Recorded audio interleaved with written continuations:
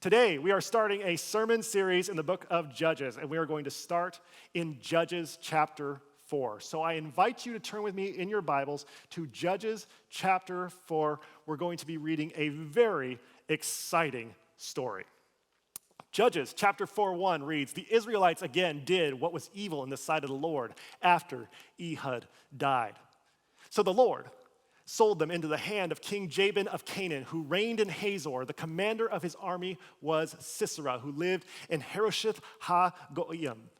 Now, if you were reading this as the author intended, the author would assume that you know where Hazor is. But if you're like me, you have no idea where Hazor is. So we go to the map, and this blue star here is not where Hazor is, but instead is where the city of Jerusalem is. Hazor is about 100 miles to the north of Jerusalem. And Hazor is filled with Canaanites. Now, because the Bible is not written from the Canaanite perspective, Canaanites are viewed as the villain. And the main villain in this story, according to the author, is the general Sisera. You got to remember that Sisera is considered to be the villain in this story. We continue to read in Judges 4. Then the Israelites cried out to the Lord for help, for Sisera had 900 chariots of iron. 900 chariots of iron. This is the tank of Sisera's day. He has military might backing up his power.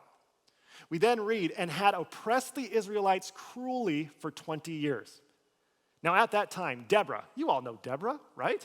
Deborah, a prophetess, wife of Lapidoth, was judging Israel.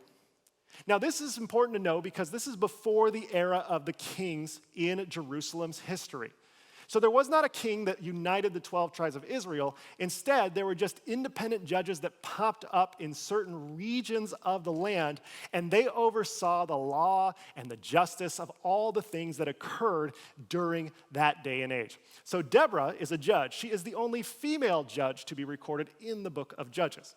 So we read Deborah, the prophetess, the wife of Lapidoth, was judging Israel. She used to sit under the palm of Deborah between Ramah and Bethel. Once again, the author assumes that we know where these places are. So let's return to our math. Bethel is where the green star is. Ramah is the red star. Now, somewhere between these two stars is a palm tree that they have called the palm of Deborah, and she sits under there and dispenses judgment upon the land. It's a pretty sweet gig, if you ask me. Deborah sent and summoned Barak, son of Abinoam from Kadesh in Naphtali, and said to him, "The Lord, the God of Israel, commands you." So she sent word up to Kadesh, where this orange star is, which you'll notice is right next to Hazor, and says, "Come to me, Barak, and I will tell you what God has told me to tell you." So Barak travels 100 miles from the orange star down to the palm tree between the green and the red star and says, "What does the Lord tell me?" And she says to him, "Go, take position at Mount Tabor," which is where the cyan star is here.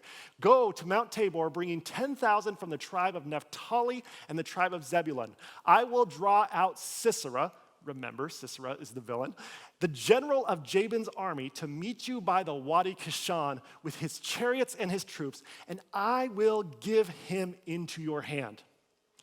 Now, the author, once again, assumes we know where Mount Tabor is. Mount Tabor is a bit famous within Christian circles because it is here that tradition of the church tells us that the transfiguration took place. Now, if you don't know what the transfiguration is, it's where Jesus lifted off the ground, shone really brightly, and three of the disciples bowed down to worship Jesus. He then returned to the ground. There is currently a giant church on top of Mount Tabor, but when this story was being told, there was obviously no church yet. We can actually go back to a picture taken in the 19th century of Mount Tabor, and this is much closer to what they would have thought about when they heard this story about Mount Tabor. As you can see, if you're on top of Mount Tabor, you have a distinct military advantage. So Barak hears Deborah saying that he needs to go to Mount Tabor to defeat the villain Sisera. And he says to Deborah, "If you will go with me, I will go. But if you will not go with me, I will not go." Now you'll notice that this is a man named Barak trying to dictate the terms of this story. He wants to be in charge of whether or not he will go or he will not. And it's almost like Deborah laughs in response because she says to him, I will surely go with you. Nevertheless, the road on which you are going will not lead to your glory, for the Lord will sell Sisera into the hands of a woman. Can I get an amen?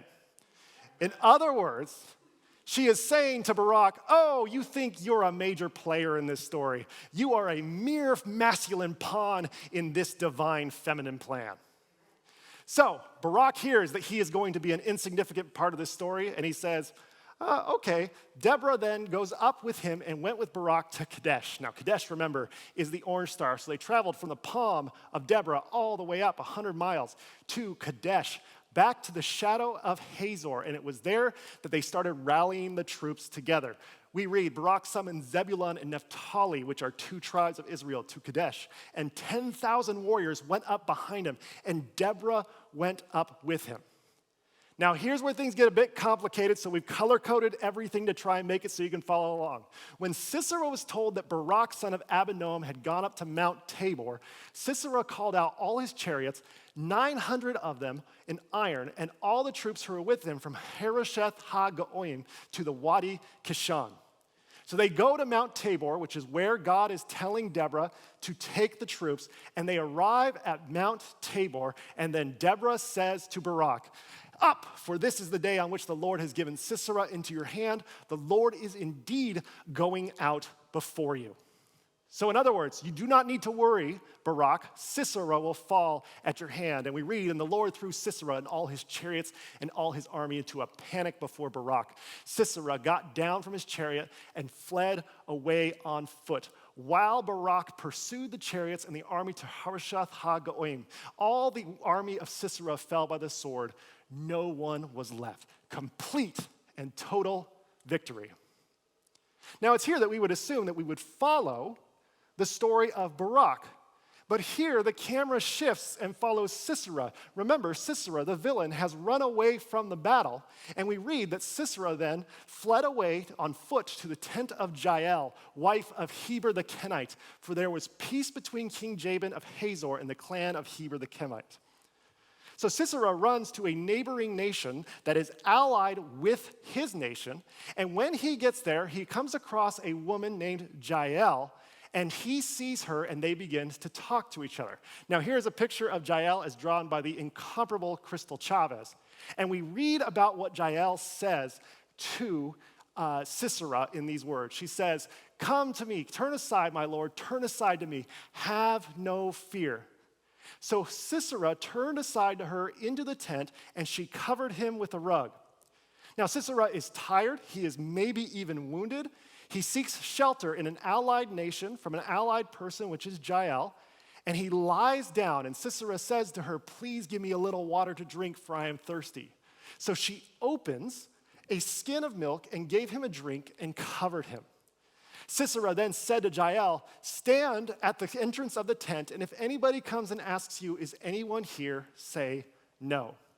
Because apparently, Sisera thinks that he's in charge of this story at this point. But Jael does not think so. Instead, we read that Sisera falls asleep, and when he is sleeping, we read, but Jael, wife of Heber, took a tent peg and took a hammer in her hand and went softly to Sisera and drove the peg into his temple. It keeps going. Until it went down into the ground, he was lying fast asleep from weariness, and he died. And if you're like me, you read this and you say, what? What is happening? This is in the Bible? Because this is rather graphic and rather violent, isn't it? Here's Jael, who may I remind you is not an Israelite. She is of a neighboring nation, and she is of an allied nation to Sisera, and Sisera seeks refuge with her, and Jael straight up murders him with a tent peg through the temple. We then read, so on that day God subdued King Jabin of Canaan before the Israelites. Then the hand of the Israelites bore harder and harder on King Jabin of Canaan until they destroyed King Jabin of Canaan. And with that, the story of Jael ends. What a strange ending to a strange story. Now, if you're like me, you get to this ending here and you say, that surely can't be all of it. Maybe there's more in the next chapter. So you turn the page and you discover that Deborah has come back into the story. And what Deborah does is Deborah decides to sing a song that takes up an entire chapter of the Bible. Now, what's surprising about this song is that Deborah is unquestionably happy, but she is not singing about her newfound freedom for her people. Instead, she is straight up gloating over the carcass of Sisera. She sings these words, "Most blessed of women be Jael, the wife of Heber the Kenite, of tent-dwelling women most blessed. He asked water and she gave him milk. She brought him curds in a lordly bowl. She put her hand to the tent peg and her right hand to the workman's mallet. She struck Sisera a blow. She crushed his head. She shattered and pierced his temple." Remember, she's singing this, may I remind you. He sank, he fell, he lay still at her feet. At her feet he sank, he fell. Where he sank, there he fell dead. And then Deborah crosses a line with the next part of this song. She starts singing about Sisera's mom and how much joy she takes in thinking about Sisera's mother hearing about Sisera's death. She sings, "Out of the window, she," being the mother, "peered, the mother of Sisera, gazed through the lattice. Why is his chariot so long in coming? Why tarry the hoofbeats of his chariot?" And she delights in this sadness. And a few verses after this one, the Song of Deborah comes to an end. Now, this is a strange place to end this story, and when you consider these two women, Jael and Deborah, if you're like me, you look at this story and you say, wow, the story of Jael and Deborah is a gruesome and violent story. Now, what is the application or the moral or the value in telling this story today? Well, if you're looking at what this story is really communicating, the best thing that you can come up with, in my opinion, is that God is faithful because God sent Jael to liberate Israel with murder. Now, if this sounds a little wrong to you, it's because you're probably a very good student of the Bible, and you know that in the Bible, in the book of Exodus, there are 10 commandments. And the 6th commandment is, of course, you shall not murder. It doesn't say you shall not murder only good people. It says you shall not murder, period. And here's Jael straight up murdering someone, and it seems as though this is some sort of blessing of God. And so you get to the end of this song by Deborah, and you say to yourself, what a strange ending. There's got to be more to this story. And you turn the page to Judges chapter 6, and when you get to Judges chapter 6, you realize that we're starting a new story, and the narrator of Judges 6 says, the Israelites did what was evil in the sight of the Lord. Now, this may sound familiar to you, because this exact phrase is what started the story of Jael and Deborah in Judges chapter 4. So we have a brand new story here, and we don't hear about the Canaanites, and we don't hear about Sisera, and we don't hear about how that problem was solved. Instead, we are introduced to a new hero, a man named Gideon, and a new villain, the nation of Midian. So Gideon fights Midian, and there's all sorts of death and bloodshed. There's one gruesome scene where Gideon is trying to get his son, who is just a boy, to murder a Midianite, and he's disappointing his son for not being able to carry out this murder. It's awful. It's gruesome. And you say, there's got to be some point to this story. And just as you start to think it's about to resolve, all of a sudden we turn the page to Judges 10, and we read the following words. The Israelites again did what was evil in the sight of the Lord. Now, if this sounds familiar to you, it's because this is the phrase that started both the story of Jael and Deborah as well as the story of Gideon. And all of a sudden, we're introduced to a new hero, a man named Jephthah, and a new villain, the nation of Ammon. And so we read about how Jephthah goes around killing all sorts of Ammonites so that he might liberate his people. And he slaughters the Ammonites, and it gets so violent that at one point he slaughters his own daughter. And when you're saying he slaughtered his own daughter, you turn the page and we're introduced to a new story. And it begins in the exact same way. The Israelites again did what was evil in the sight of the Lord. The exact same phrase that started the story of Jephthah, the story of Gideon, and the story of Jael and Deborah. And here we're introduced to a brand new hero, one of the most famous violent heroes of the Bible, a man named Samson. But Samson's got a new villain to go with him. Samson takes on the Philistines. And we hear about all sorts of violent death at the hands of Samson. He takes a jawbone of a donkey. He crushes people in a temple. It is a violent and brutal story. And when that story ends, we're introduced to a new story. But this one doesn't start in the same way as the other ones. It just tells us about a story that takes place in the land of Benjamin. And it's here that we read about a concubine that belongs to a Levite, and this concubine is raped and then brutally murdered by the tribe of Benjamin. Now, the Levite, who technically owned the concubine, ended up slicing the concubine into pieces, mailing pieces of her carcass around the country. He then rallied the other nations or the other tribes to fight Benjamin in a gruesome civil war in which tens of thousands of people died. And when you see this story, it is one of the most gruesome and frightening stories in all of the Bible. And when you say there's got to be some point to this, all of a sudden we're introduced to this verse, which is the last verse of Judges, where the narrator says, in those days there was no king in Israel. All the people did what was right in their own eyes.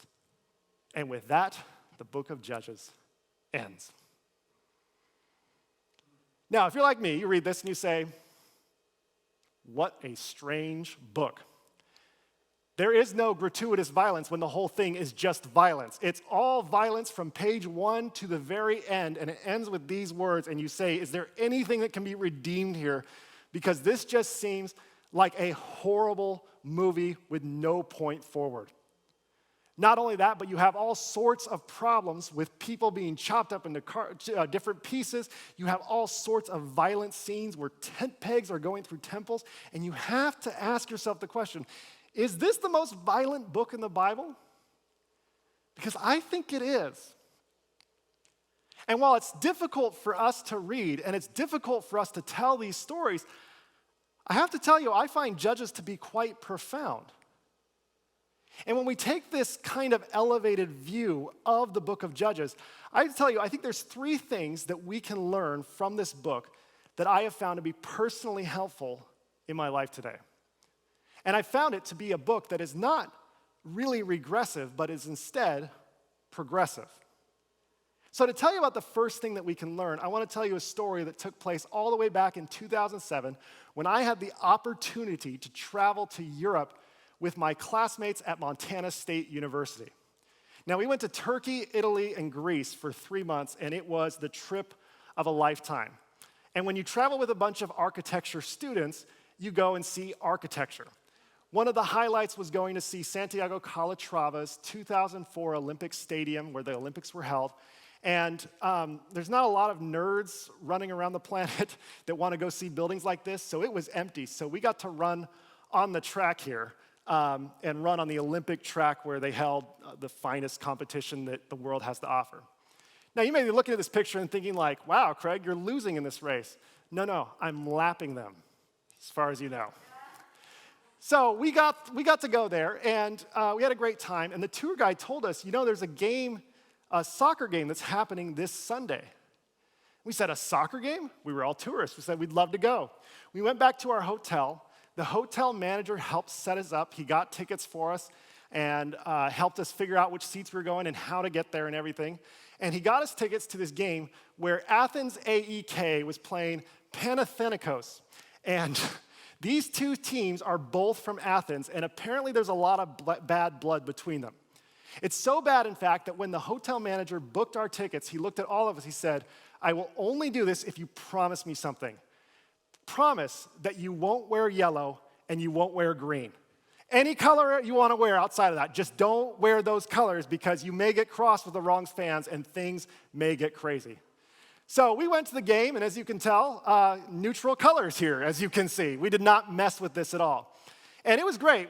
Before the game started, before kickoff, there was just a rowdy, festive atmosphere. People were really excited. And we looked around and we realized that everyone around us was wearing yellow. And we were like, where are the green team's supporters here? Where's Panathinaikos' supporters? And so we asked one of the locals nearby, we said, are there any Panathinaikos fans in the house today? And he looked at us and he said, no, they're boycotting the game. And we asked why, and he tried to explain it, and none of us could understand why Panathinaikos was boycotting the game, the fans were. But we just were like, okay, I guess we're Athens AEK fans. That's really what's going to happen. And so the game started, and Panathinaikos scored a goal within the first 2 minutes. And immediately, everyone got quiet. And once they got quiet, there was like this discomfort in the air. And I was like, I really hope this crowd comes back around because they were really happy a moment ago. And about 2 more minutes went by, and they started doing some chants, and they started believing that they could rally back from one down. And then all of a sudden, Panathinaikos scored about 20 minutes later. So now Athens AEK was down by 2-0. And we noticed that it took a lot longer for the chants to start up again. And right before halftime sounded, in the 44th minute, Panathinaikos scored a third goal. And this was a very different reaction because all of a sudden, the section next to us started lighting flares and launching them onto the grass. Now, I did not notice this when the game started, but you'll notice there is a glass barrier with spikes on top between us and the really rowdy fans. I learned later that that was very intentional. So they started launching these flares onto the stadium grass, onto the track. Security started showing up, and halftime mercilessly sounded. Now, as halftime was going, I started looking around, and I realized that we were sitting in a low-level fortress. And I say that because you'll notice there is a moat all the way around the playing field because they didn't want anybody trying to get on the playing field. So we were on the wrong side of the moat, and we started watching this game, and as I said, it was 3-0. 5 minutes into the second half, Panathinaikos scores again on the fourth goal. And all of these flares came from all around the stadium. They started sheltering the players, and I'm like, what is happening? And I looked around, and I started to see the people behind the glass barrier. They were sprinting out of the stadium. I turned to the local, and I said, where are they going? And the local said, oh, they're going to the owner's box. And I said, the owner's box? To do what? And they said, well, they'll probably try to capture the owner or hurt him or something. Like you do, right? And I'm like, are they going to get to him? And he said, oh, no. And I said, what do you mean no? And I watched as these rioters traveled all the way across the stadium. I could see them very clearly from where I was sitting. Watched them travel across the stadium, and they were getting closer to the owner's box. And then out of nowhere, all sorts of riot police showed up with shields and clubs and just started beating these people mercilessly. And I'm like, what is happening? The game at this point is inconsequential. Athens AEK scored one more goal. It ended up being 4-1. But we walked outside, and we found ourselves in a full-blown riot. And because we were tourists, we didn't get out of there. We just took pictures and kind of were like, well, let's see what this riot's about.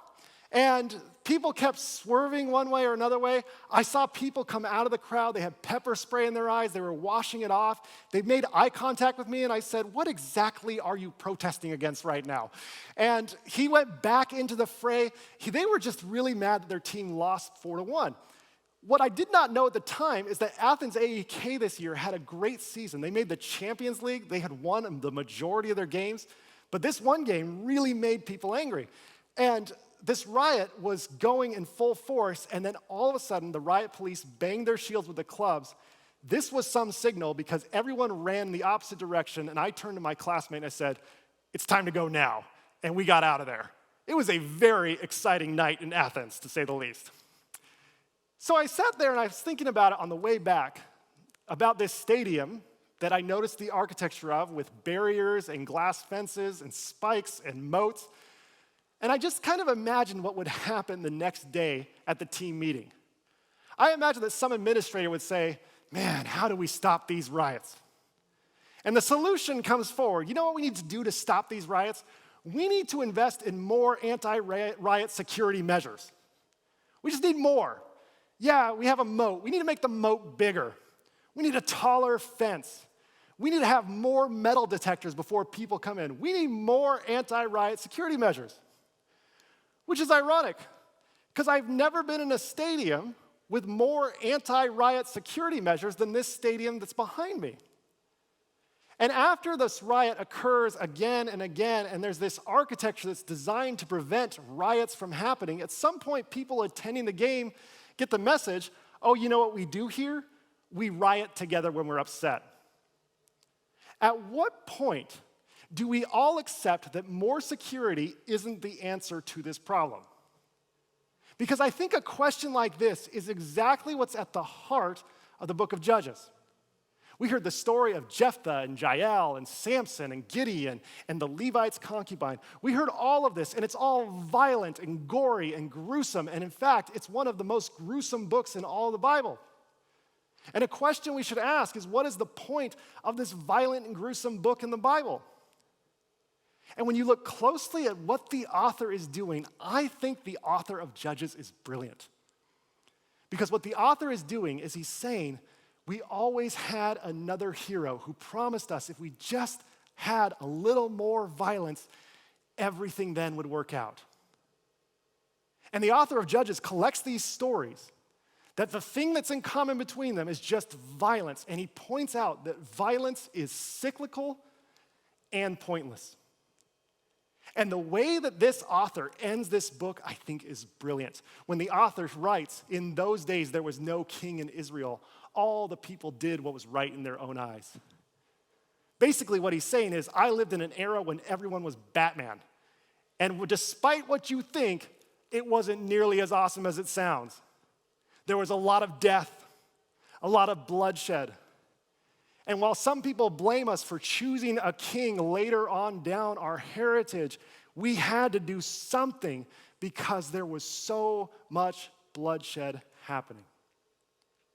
The first thing that we can learn from the book of Judges is that the thesis of Judges is that violence is cyclical and pointless. Now, you may disagree with this thesis statement. That's fine. You are always welcome to disagree here at Paradox, but it's important for us to acknowledge that that is what the thesis of this book is. Which brings us to the second thing we can learn from this story. When it comes to the story of Jael, we often have a way of telling the story of Jael as an isolated story. I've heard the story of Jael quite a bit growing up in church school and in the church, and about how there was oppression happening. God sent a deliverer who used murder to liberate the people of Israel, and then wouldn't you know it, God be praised, there was peace in the land. When you read it as an isolated story, the meaning is very different than when you read the story of Jael as an integrated story, when it's part of Judges. As an isolated story, the moral is that violence will solve our problems. But as an integrated story, you realize it's part of a larger cycle and that it's telling us that violence will not solve our problems. It's the same story. And the difference is when you read it as part of the collection that it was intended to be part of from the beginning, the entire moral point idea behind it completely and dramatically shifts. The second thing we can learn from this book is that Christians need to learn to read entire books of the Bibles and not just a convenient story here or there. Because when we read stories like Jael, if we take it out of the book of Judges, it can mean the exact opposite of what it was intended to mean. This is why here at Paradox we do our best to try and capture what a book is trying to say as a complete work. When it comes to the Bible, there's 66 different books, and all of them are trying to get different points across. Most of them are the composition of a single author. So we should always ask ourselves, what is this author trying to prove? I think we need to spend more time learning to read entire books of the Bible rather than portions here and there. Which brings us to the third thing that we can learn from this story. Because maybe I'll remind you that this story comments on violence. One of the most horrific events that happened in my lifetime was in December of 2012, when a gunman walked into an elementary school in Connecticut and opened fire at Sandy Hook Elementary School. It was devastating. It was a time that left us searching for answers. There was a lot of pressure on our government and on lobbying groups like the NRA to stand up and do something to change to make sure that nothing like Sandy Hook ever happened again. Now, what was different about this time is that the NRA promised that they would lead the way on gun reform. that they were going to come up with some ideas. They were going to take a couple days, and the NRA was going to come back with a couple ideas for how we have better gun reform to make sure Sandy Hook never happened again. So a few days later, Wayne LaPierre, the NRA executive vice president, said on December 21, 2012, "It's time. I want to share our gun reform idea with the world for how to make the world a safer place." And in that speech, which is supposed to be a gun reform speech, may I remind you, he said these infamous words: "The only thing that stops a bad guy with a gun is a good guy with a gun." Now, I've heard a lot of Christians mock this statement. They say how ridiculous this idea is. But what he's really saying is something that most Christians, if it's not coming from the NRA, is something that most Christians actually believe. Because what he's telling us is that justice and peace will occur when the best weapons lie in the hands of a morally upstanding person. I know a lot of Americans believe this because this is basically the plot of almost every Marvel movie out there. Not only that, but when you look at how much money we spend on our defense and military, we realize that this idea is deep in the American ethos. We have this idea, as long as we are good people and we have the biggest guns, there will be justice and peace. Now, it's here that someone may say, "Craig, stay in your lane," and I'll say, "Okay, let's stay in my lane." Christian theology, the one that was handed to me as I was growing up, was that the second coming of Christ will be first and foremost a military conquest, where Jesus comes back and leads a massive army to a massive amount of death of all those who are wicked, and will take the righteous few back with Jesus to heaven. And the whole idea behind that is that justice and peace will occur when the best weapons lie in the hands of a morally upstanding person, or deity in this case. And that's where so many people may laugh at what Wayne LaPierre said, but I found that most Christians genuinely believe this. That the only way for us to experience justice and peace in the second coming is if we welcome a military conquest from a second coming. It's here that Judges steps forward and challenges that belief. Once again, you can disagree with Judges. That's fine. But how would Judges tell the story of gun violence in the last 10 years since the Sandy Hook shooting? I believe that if the author of Judges was alive today and wanted to write about violence, much like this author wrote about thousands of years ago, I think that this author would write a very pointed story about gun violence. Because if you look at the United States of America, since Sandy Hook, according to Vox News, there have been 2,654 mass shootings in the United States of America. Now, of course, the question is, what qualifies as a mass shooting? Vox counted it as anytime one gunman had shot 4 or more people, whether they were killed or it was lethal or it was just an insignificant wound. If a bullet hit 4 people in one shooting, they counted that as a mass shooting. That's happened 2,600 times since Sandy Hook.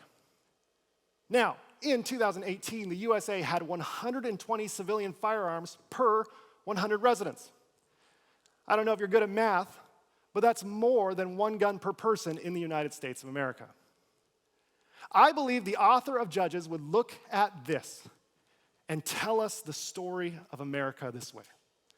The author of Judges would say, once upon a time, there was an elementary school where a school shooting happened. And the author would tell us about the violence that occurred there and how it unfolded and how people had outcry and said, this cannot happen again, and how we were promised that if we just had more guns, that things like this would go away.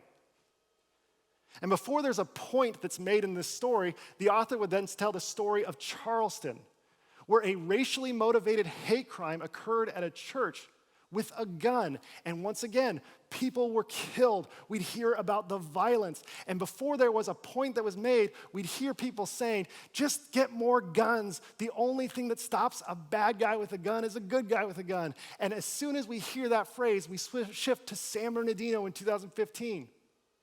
And here in San Bernardino 2015, we hear about another shooting. And people say, if we just had more guns, this might stop.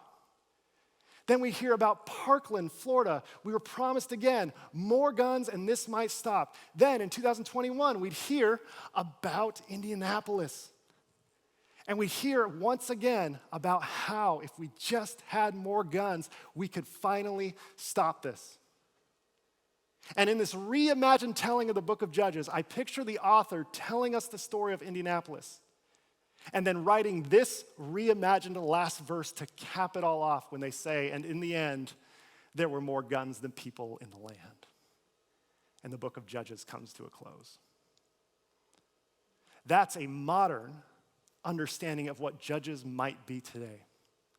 The third thing the book of Judges teaches us is that violence, weapons, and murder will never deliver justice and peace. Judges is way ahead of its time here.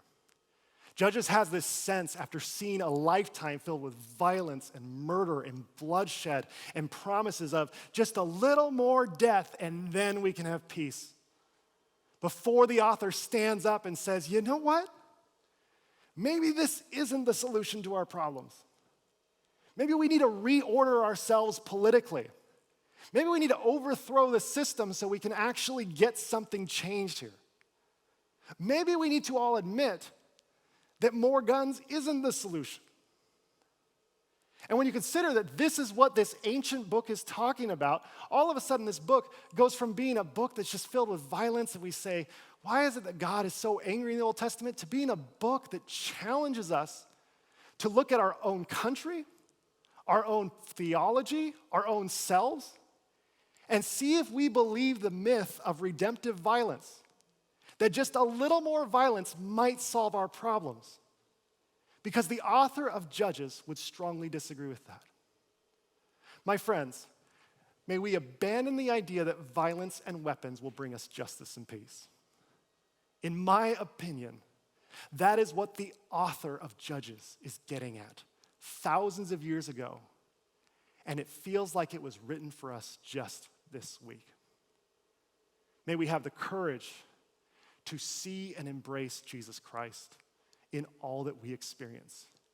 And may we drop our weapons and embrace each other in peace and justice. Amen.